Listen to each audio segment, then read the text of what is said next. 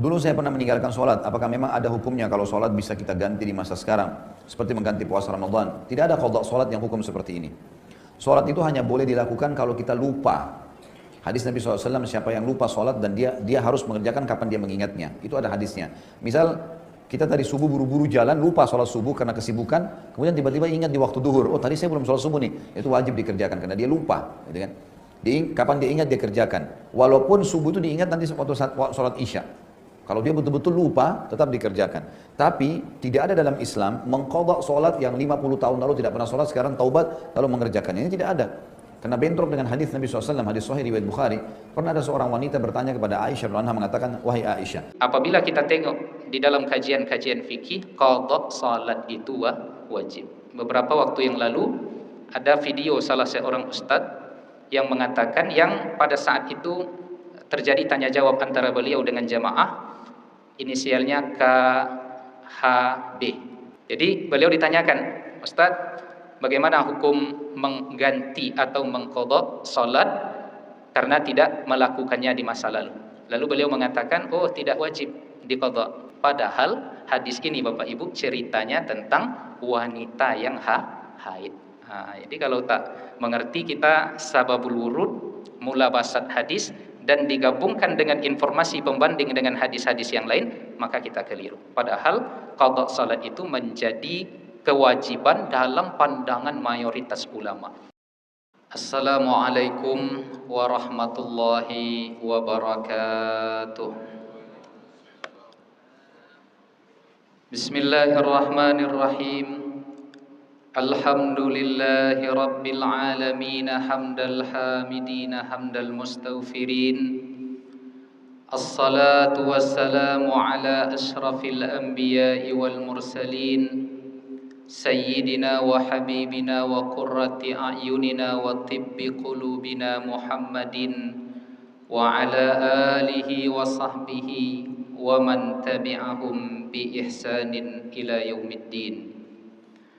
Ashhadu an la ilaha illallah wahdahu la syarika lah, syahadatan narju bihan najata fil ukhra wal ula, wa ashhadu anna Muhammadan abduhu wa rasuluhu la nabiyya wa la rasula ba'dah, syahadatan narju biha murafaqata khairil anbiya.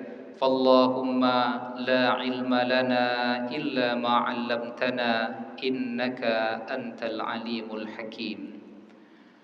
Alim ulama, cerdik pandai, tokoh masyarakat, orang tua kami, ayahanda, ibunda, besar tak disebut gelar, kecil tak dihimbau nama, umumnya hadirin hadirat, tamu-tamu Allah, sidang jamaah fardu subuh yang dimuliakan oleh Allah Ta'ala. Kembali kita mengokohkan rasa syukur kepada Allah pada pagi yang penuh berkah ini. Allah meletakkan kita memulai hari ini dalam keadaan yang baik, di tempat yang baik.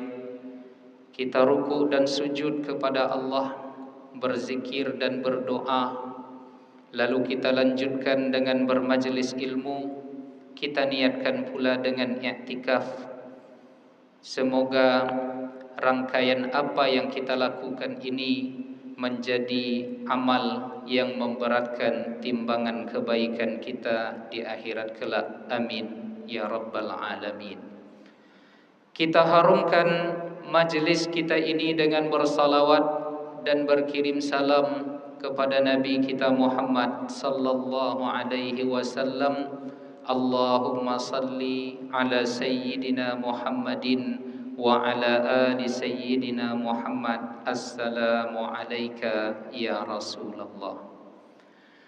Bapak Ibu hadirin hadirat yang dimuliakan oleh Allah Ta'ala, kita lanjutkan kajian rutin pekanan kita membaca kitab Al-Fiqhul Manhaji ala Mazhabil Imam Syafi'i, di mana pada pekan yang lalu kita sudah membahas pembahasan terakhir dari istilah-istilah fikih yang sering kita dengar, di mana pada pertemuan yang lalu kita membahas ada di dalam fikih itu istilah adaan dan qadaan. Adaan itu adalah mengerjakan ibadah di dalam waktunya, sedangkan qadaan mengerjakan ibadah di luar waktu yang sudah ditentukan. Kemudian berkata pengarang kitab, wa nafa'anallahu bi'ulumihim fid dharaini, terkait persoalan qada ini, wal qada'u wajibun, qada hukumnya wajib. Sawa'an fatatil ibadatu bi'uzrin, sama ada ibadah yang kita lakukan tadi yang ditinggalkan itu disebabkan karena ada uzur, au bi ghairi uzrin, atau ditinggalkan ibadah itu karena tanpa uzur, tetap dia adalah wajib. Tinggal salat misalnya, apakah sebab tinggal salat tadi karena lupa, ataukah tinggal salat tadi karena tertidur, atau bisa jadi tinggal salat itu karena sakit sehingga tidak sadarkan diri, itu adalah uzur yang menyebabkan tertinggalnya kewajiban salat tadi, atau meninggalkan ibadah disebabkan tanpa uzur, mungkin karena kejahilan atau karena belum mendapatkan hidayah. Jadi ada jamaah kita Bapak Ibu yang menyampaikan, Ustadz, bagaimana dengan salat saya yang tertinggal di masa lalu hampir lamanya 5 tahun. Kenapa tinggal Pak? Nah, beliau mengatakan, dulu saya menjadi, kalau bahasa awaknya Pak Ibu, stokaroto. Apa bahasa Indonesianya tuh Bang Ferry? Stokar tuh Bang. Kernet. Nah, itulah kira-kira gitu kan. Nah, 5 tahun meninggalkan salat karena jadi asisten supir lah mungkin namanya. Kalau di pesawat kan ada pilot, ada co-pilot, itulah asisten supir. Nah, sehingga tertinggalkan salat karena kesibukan dan lain sebagainya. Bagaimana hukumnya Ustadz? Berarti berdasarkan mazhab Syafi'i dan seluruh mazhab mu'tabar yang ada, wajib mengganti salat yang ditinggalkan tadi. Wal farqu bainahuma, perbedaan meninggalkan ibadah antara ditinggalkan karena sengaja ataupun tidak, anna fautaha bi ghairi uzrin mujibun lil ismi, meninggalkan ibadah tanpa uzur menyebabkan berdosa. Sengaja meninggalkan ibadah, meninggalkan salat, meninggalkan puasa, ketika ditinggalkan karena tanpa uzur tadi, maka akan menyebabkan dosa. Sedangkan wa fautaha bi uzrin ghairu mujibin lil ismi, sedangkan meninggalkan ibadah, misalnya salat yang diwajibkan tadi, ditinggalkan dia disebabkan tanpa uzur, maka tidak berimplikasi dosa. Cuma itu perbedaannya. Maka oleh karenanya Bapak Ibu yang dimuliakan oleh Allah, berarti apabila kita tengok di dalam kajian-kajian fikih, qada salat itu wajib. Beberapa waktu yang lalu ada video salah seorang ustadz yang mengatakan, yang pada saat itu terjadi tanya jawab antara beliau dengan jamaah, inisialnya KHB. KHB. Jadi beliau ditanyakan, Ustadz, bagaimana hukum mengganti atau mengqadha salat karena tidak melakukannya di masa lalu? Lalu beliau mengatakan, oh, tidak wajib diqadha. Apa sebab? Karena dulu ada beberapa orang sahabat wanita menjumpai Aisyah Ummul Mukminin, mempertanyakan itu kepada Nabi, kata beliau. Lalu Aisyah mengatakan, umirna biqada'is saumi wa lam nu'mar biqada'is salah. Saya sudah tanya kepada Nabi, lalu Nabi mengatakan, memerintahkan bahwasanya umirna, kami ini para wanita, biqada'is saum, kami diperintahkan untuk mengganti puasa, tetapi kami tidak diperintahkan mengganti salat. Lalu dipakainya dalil ini untuk menjadi alasan salat yang tertinggal di masa lalu tidak perlu diqadha. Padahal hadis ini Bapak Ibu ceritanya tentang wanita yang haid. Jadi kalau tak mengerti kita sababul wurud, mula basat hadis, dan digabungkan dengan informasi pembanding dengan hadis-hadis yang lain, maka kita keliru. Padahal qada salat itu menjadi kewajiban dalam pandangan mayoritas ulama. Yang mengatakan tak wajib hanya Al-Imam Syekh Ibnu Taimiyah, dan itu diikuti oleh ulama-ulama dari Arab Saudi sekarang, Syekh bin Baz, Syekh Utsaimin. Nah, padahal 4 imam mazhab Hanafi, Maliki, Syafi'i, Hambali mengatakan wajib. Nah, jadi ini keliru dalam memahami hadis. Jadi yang diqadha itu bagi wanita haid hanyalah puasa, ya, sedangkan salat tetap. Nah, apa dalil pembanding lainnya? Nabi kita sallallahu alaihi wasallam mengatakan, man nama an salatin, siapa di antara kalian yang tertidur dari satu waktu salat, au nasiyaha, atau dia terlupa, falyusalliha iza zakaraha, maka hendaklah dia salat manakala teringat atau di saat terbangun. Talolok misalnya pagi kau tak jago kecuali jam 7, maka ketika bangun jam 7 tadi segera salat subuh, itulah yang dinamakan dengan salat subuh qadha. Ya, maka kata Nabi, salatlah ketika bangun atau ketika teringat. Maka hadis ini disampaikan keterangannya oleh Al-Imam An-Nawawi. Siapa Imam An-Nawawi itu? Imam An-Nawawi ini adalah mujtahid tarjih dalam mazhab Syafi'i. Jadi dalam internal mazhab Syafi'i itu Bapak Ibu terbuka peluang perbedaan pendapat. Kata imam ini begini, kata imam ini begini, kata imam ini begini. Lalu dari seluruh pendapat-pendapat yang ada berdasarkan dalil yang dikemukakan oleh ulama-ulama di dalam mazhab Syafi'i, dipilihlah oleh Imam An-Nawawi mana di antara pendapat itu yang paling rajih. Ini ada 2 tokohnya di dalam mazhab Syafi'i, Imam An-Nawawi dan Imam Ar-Rafi'i. Lalu kalau bertentangan antara Nawawi dengan Ar-Rafi'i, quddiman Nawawi, didahulukan pendapat ikhtiar atau tarjihnya Imam Nawawi. Maka penting kita Bapak Ibu mempelajari agama, terkhusus masalah fikih ini melalui jalur mazhab. Karena ada orang sekarang mengatakan, oh kita kembali ke Quran Sunnah, Quran Sunnah. Bagaimana caranya kembali kepada Al-Quran dan Sunnah itu? Apakah bisa kita membaca ayat lalu simpulkan kesimpulan hukum? Tidak.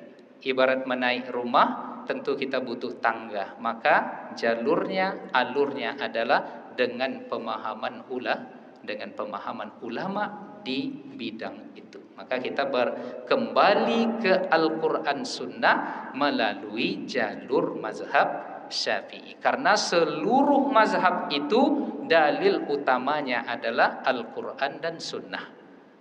Jadi seluruh mazhab itu dalil utamanya adalah Al-Quran dan Sunnah. Hanya saja mereka berbeda pemahaman terhadap Quran dan Sunnah. Maka ketika terjadi perbedaan pemahaman terhadap Al-Quran dan Sunnah, jangan kita katakan oh ini tidak Sunnah, ini enggak nyunnah. Disinilah fitnah di tengah masyarakat terjadi. Kenapa? Karena keilmuan itu tidak dipelajari dengan baik. Maka kita kembali ke Al-Quran dan Sunnah itu Bapak Ibu melalui mazhab Syafi'i. Jadi jangan kita berpandai-pandai nanti oh ini baca Quran, baca hadis, lalu simpulkan sendiri hukum. Dapat hadis misalnya, umirtu an uqatilan nas, saya diperintahkan untuk memerangi banyak orang, hatta yashhadu alla ilaha illallah, sampai mereka bersyahadat. Nampak non muslim berjalan dibom, dibunuh. Macam mana tuh? Ini kan ada hadisnya, disuruh membunuh non muslim sampai mereka bersyahadat. Jadi kekeliruan ini banyak terjadi. Bahkan dicatat oleh para ulama, diantaranya oleh Dr. Umar Muhammad Nur, ada beberapa kekeliruan dalam memahami hadis karena tidak menguasai teorinya. Itulah, maka Bapak Ibu yang dimuliakan oleh Allah, balik kita ke kaji kita tadi, Imam An-Nawawi ini adalah mujtahid tarjih di dalam mazhab Syafi'i. Beliau umurnya pendek, ya, usianya pendek, tak sempat menikah. Maka beliau di dalam kitab yang dikarang oleh Syekh Abdul Fattah Abu Ghuddah, dilis oleh beliau ulama yang tak menikah itu, diantaranya adalah Al-Imam An-Nawawi. Jadi di dalam kitab itu ditulis Al-Ulama Al-Uzzab, list ulama-ulama yang membujang, alladzina asarul ilma 'ala zawaj, yang lebih mendahulukan ilmu daripada pernikahan. Kalau Bang Adin apa yang didahulukan ini?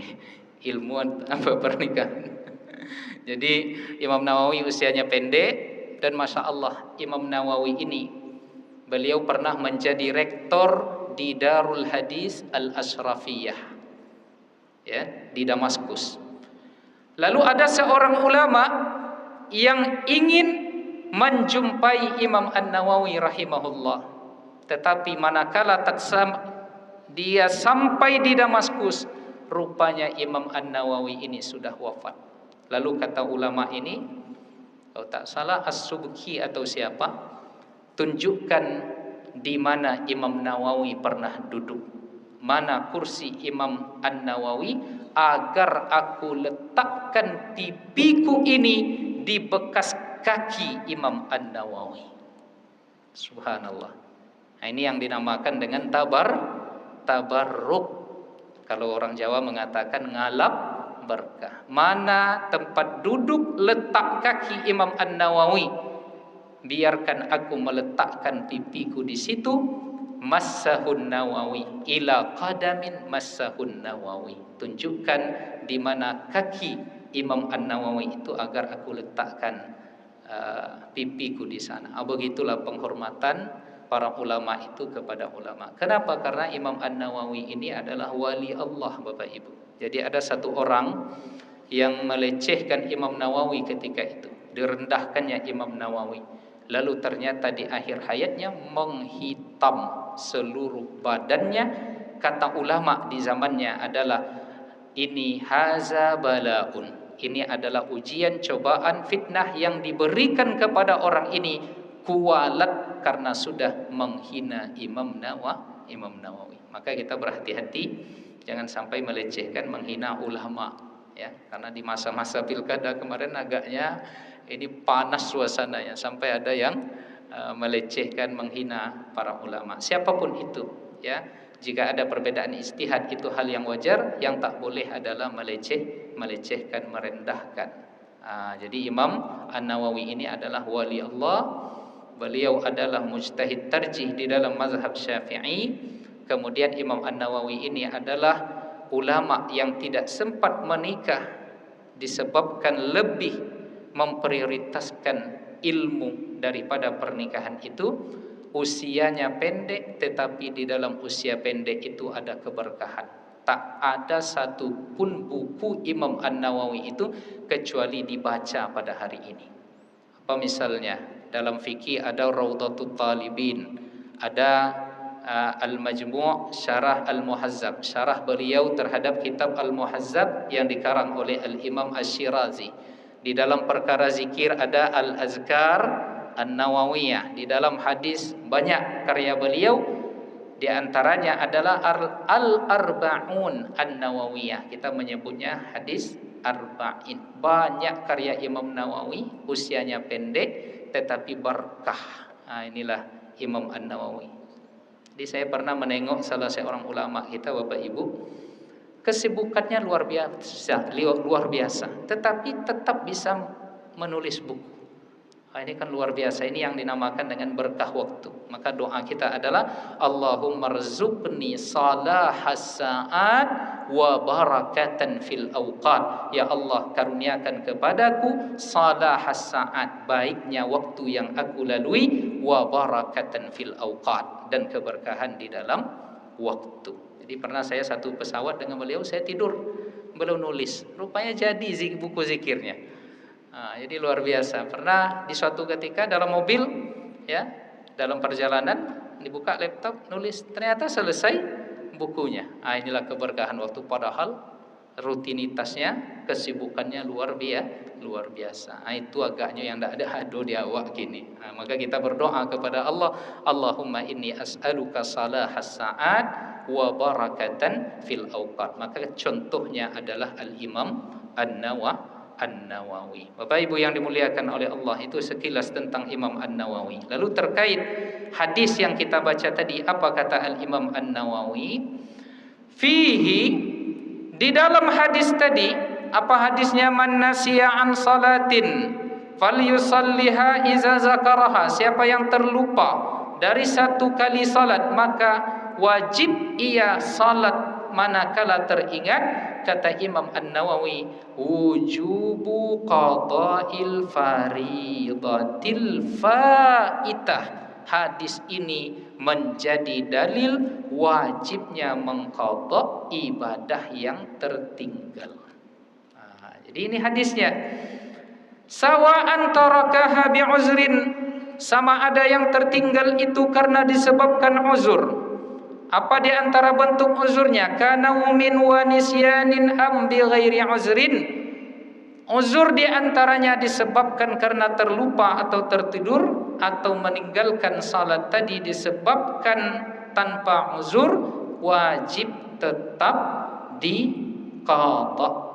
Bapak Ibu yang dimuliakan oleh Allah, lalu Imam An-Nawawi mengunci di dalam kalimatnya ini, li'annahu, alasannya kata beliau, iza wajabal qada, jika qada itu wajib, alal ma'zur, pada perkara yang diberikan uzur, fa ghairuhu aula bil wujub, tentu yang tak sengaja, jika yang tak sengaja saja diperintahkan untuk diqadha, apalagi yang ditinggalkan dengan cara sengaja. Maka kata Imam Nawawi, logikanya di sini adalah babut tambih bil adna alal a'la, disebutkan yang kecil, otomatis yang besar juga mencakup di situ. Disebutkan oleh Nabi sallallahu alaihi wasallam, jika tertidur atau terlupa, kan tak sengaja, ini wajib diqadha, apatah lagi yang ditinggalkan karena sengaja. Begitulah mafhum dari hadis ini.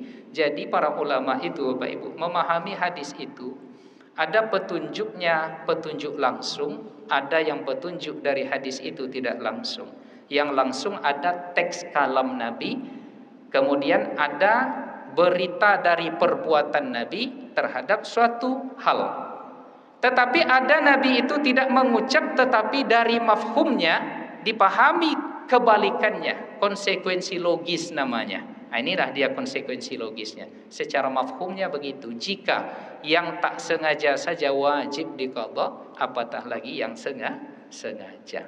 Begitulah cerdasnya para ulama. Karena kalau semua didetailkan oleh Nabi, Bapak Ibu, jika tidak memakai logika konsekuensi logis dalam memahami dalil-dalil itu, maka otomatis seluruh hadis Nabi itu akan banyak. Padahal hidup Nabi hanya sebentar, 63 tahun, dipotong, diangkat menjadi Nabi dan Rasul. Maka akan teballah kitab-kitab hadis itu.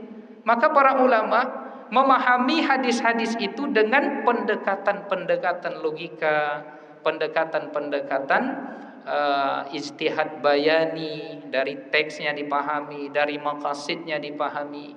Apa contoh? Kan sekarang banyak ada beberapa kelompok yang mengatakan, acara haul para ulama para kiai itu tidak ada itu katanya. Kan yang baru-baru ini ada haul abah guru sekumpul. Nah, jadi ada seseorang yang mengatakan kemarin, ya, katanya haul itu motifnya motif ekonomi aja tuh katanya. Nah, jadi ini logika Bapak Ibu, ya, apa istilahnya ini?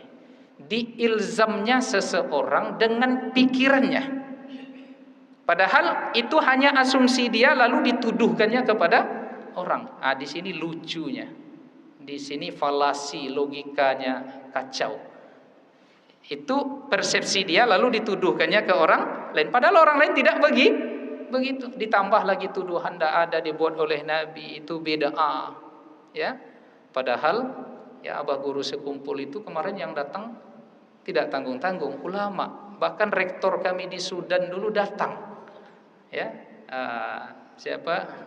Subhanallah, lupa nama beliau. Itu sekali setahun beliau datang ke Martapura itu. Ya, rektor kami ketika kuliah di Sudan dulu. Para ulama Al-Azhar ada yang datang. Apakah mereka tak tahu dalil? Nah, jadi perlu kita tengok. Ternyata Bapak Ibu, di dalam hadis yang diriwayatkan oleh Imam Al-Bukhari, kita tahu informasi di hadis Al-Bukhari ini semuanya sahih. Ya, bahkan salat 2 rakaat Imam An-Nawawi, Imam Al-Bukhari itu sebelum menulis hadis itu.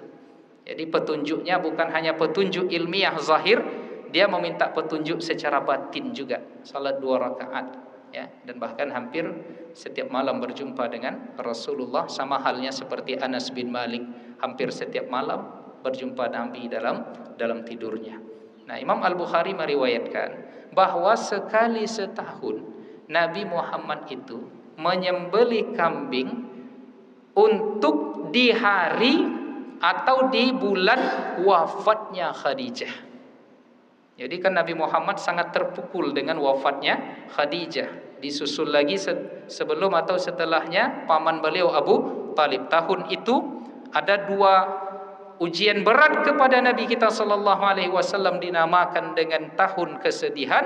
Maka Nabi Muhammad itu selalu mengenang dan menyebut Khadijah sampai Aisyah itu cemburu. Apa kau ni ya Rasulullah? Nyebut Khadijah terus, cemburu dia. Lalu apa kata Nabi? Khadijah memberikan rasa aman kepadaku tatkala aku ketakutan. Karena dipeluk oleh Khadijah, diberikan selimut. Engkau menyambung silaturahim wahai Rasulullah. Engkau orang yang terpercaya dan jujur. Engkau tidak akan disia-siakan oleh Allah. Tenang hati Nabi. Di saat tidak ada yang beriman, Khadijah yang beriman. Di saat tidak ada yang menyokong, Khadijah yang menyokong Rasulullah sallallahu alaihi wasallam, sehingga Nabi mengatakan cintaku kepada Khadijah ditembakkan langsung oleh Allah ke dalam lubuk hatiku. Maka disebutlah Khadijah ini terus. Maka tiap tahun di hari wafatnya atau di masa waktu wafatnya Khadijah, Nabi menyembelih kambing. Lalu tasaddaqa biha, Nabi bersedekah memberikan daging itu, baik yang sudah dimasak atau yang masih mentah, diberikan kepada sahabat-sahabat rekan-rekan Khadijah. Inilah dalil haul itu. Walaupun secara perbuatan tak dibuat oleh Nabi dengan mengumpulkan orang, tetapi secara ucapan Nabi tak menyuruh, tetapi secara perbuatan dilakukan oleh Nabi. Lalu teknisnya haul yang kita buat itu kan isinya apa? Baca Al-Quran, kemudian apa lagi? Silaturahim, kemudian isinya apa lagi? Menyebut kebaikan manaqib orang yang sudah meninggal itu. Bukankah ini sesuai dengan hadis Nabi? Uzkuru mahasina mautakum, sebutkanlah, ceritakanlah kebaikan-kebaikan orang yang sudah meninggal. Ya, kemudian apalagi sedekah seperti yang dilakukan oleh Nabi dengan Khadijah setelah wafat itu.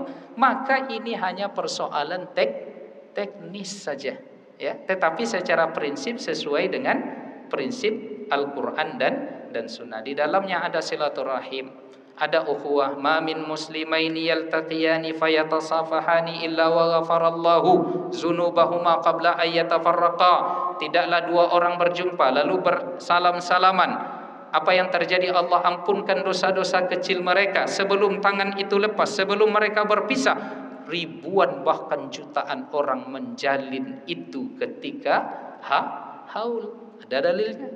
Apalagi baca Al-Quran, tidaklah di majelis itu ya suatu kelompok yatluna kitab Allah, baca Al-Quran, wa yatadarasuna fima bainahum, lalu dikaji isi dari Al-Quran yang dibaca itu, kecuali turun rahmat, dilingkup oleh kasih sayang Allah, turunlah ketenangan, jutaan manusia mendapatkan itu pada malam itu. Nah, kemudian sedekah, ya, banyak orang yang bersedekah. Lalu diceritakan kebaikan orang yang sudah wafat itu. Oh, abah guru sekumpul tahajudnya seperti ini, abah guru sekumpul tidur malamnya sedikit, kemudian dia banyak bertilawah, kemudian abah guru sekumpul dia zikirnya seperti ini ribuan kali. Kita sebut kebaikan-kebaikannya. Ini momen untuk menceritakan. Bukankah para sahabat satu di antara mereka saling mengenang kebaikan mereka. Muawiyah sekalipun ia berbeda pendapat dengan Ali bin Abi Thalib, pernah suatu ketika beberapa tahun setelah Ali bin Abi Thalib itu, dia meminta cerita kebaikan Ali bin Abi Thalib itu kepada asisten Ali bin Abi Thalib yang bernama Dirar bin Dimrah.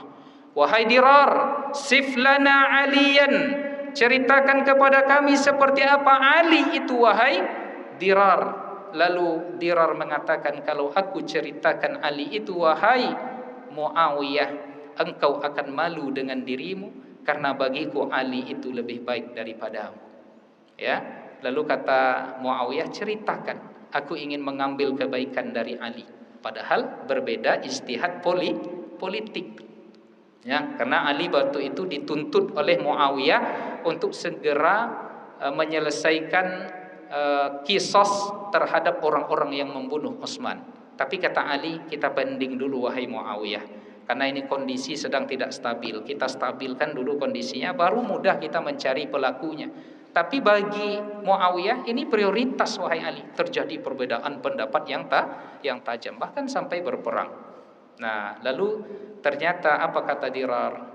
Ali bin Abi Thalib itu setiap malamnya di dalam selepas tahajud dia selalu mengatakan, ya dunia, wahai dunia, pergilah dariku. Saat itu ia berurai air mata, kata Dimrar. Pergilah dariku, waqad talaqtuki salasan la raj'ata fih. Pergilah dariku wahai dunia, aku sudah talak engkau dengan talak 3 yang tidak ada rujuk setelahnya. Menangislah Muawiyah mendengar kebaikan Ali. Begitu ibadah Ali, baru satu yang disebutkan, ya, belum lagi kebaikan-kebaikan yang lain. Jadi itu kalimat yang luar biasa. Wahai dunia, pergilah dariku, wa qad talaqtuki salasan la raj'ata fi. Aku sudah mentalak dengan, kalau talak 3 kan tak bisa balik lah itu ya Bang ya. Ya, sampai 3 talak Bang ya. Tak bisa balik lagi itu. Artinya udah berpisah, bercerai, tak akan ada kembali. Lalu kata Dirar bin Dimrah, di saat orang melihat bagaimana tangisan Ali pada malam itu akan lebih tersentuh, terenyuh ketika melihat, karena dia menangis seperti melebihi tangisan seorang ibu yang kehilangan anaknya. Oh, begitu Ali itu Bapak Ibu. Ya. Maka diceritakan kebaikan Ali oleh orang lain kepada Muawiyah. Maka haul itu kan menceritakan kebaikan. Ya, orangnya begini, orangnya begini, orangnya begini. Untuk kita contoh, ya, untuk kita contoh, uhibbus salihin walastu minhum. Kita cinta kepada orang-orang soleh ini sekalipun kita tidak bahagian dari mereka.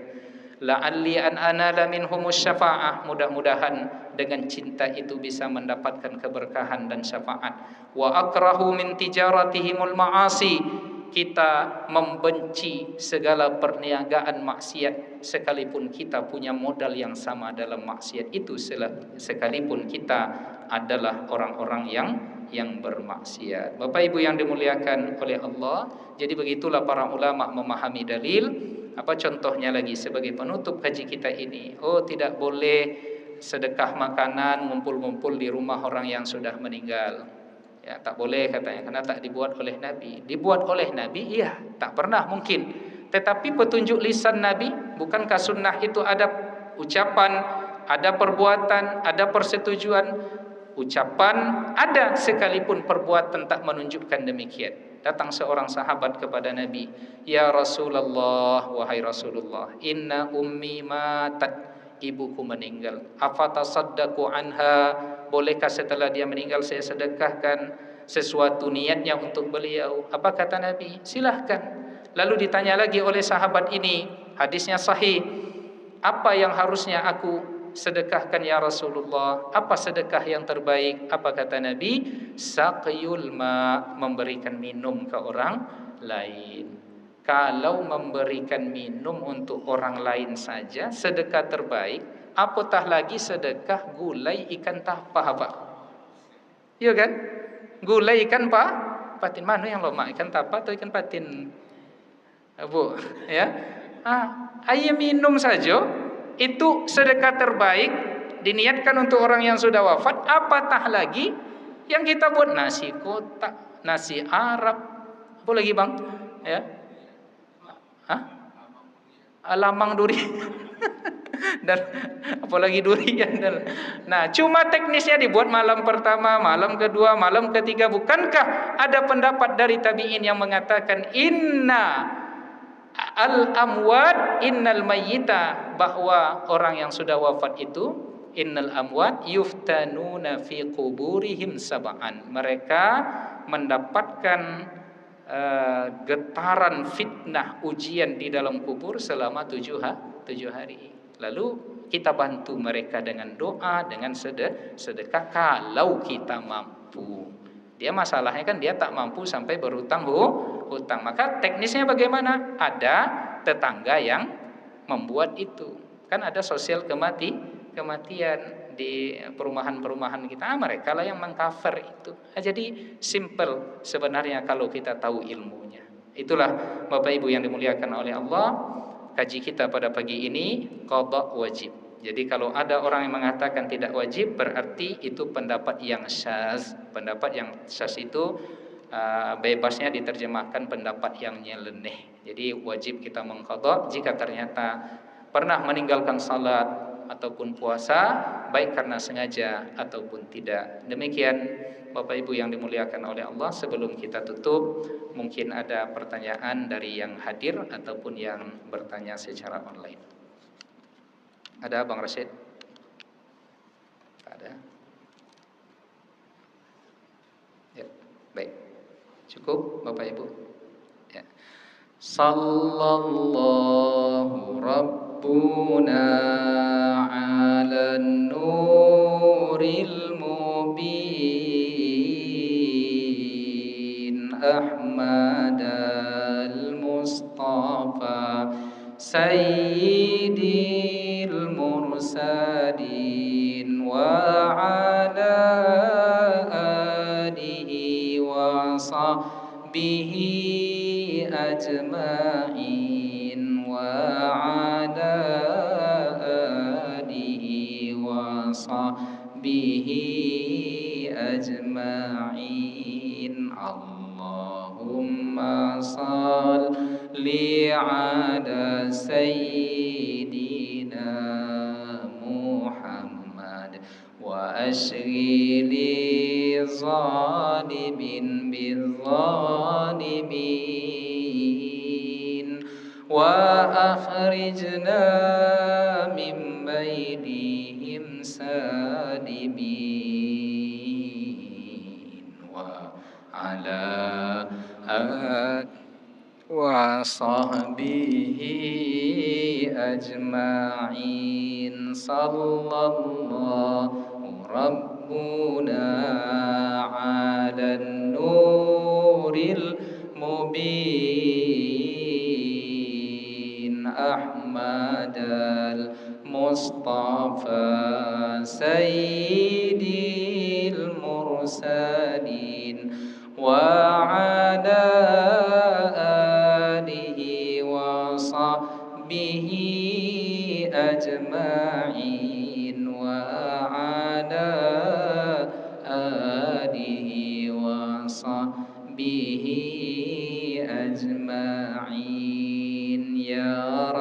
ربي بالمصطفى بلغ مقاصدنا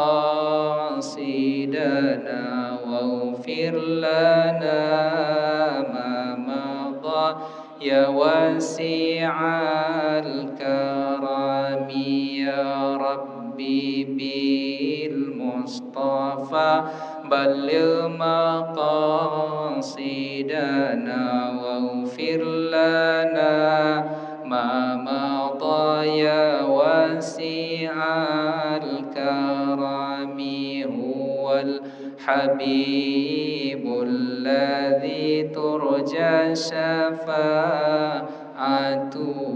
لكل هول من الأحوال ما اقتحم مولا يا صل وسلم دائما أبدا على حبيبك خير الخلق كلهم.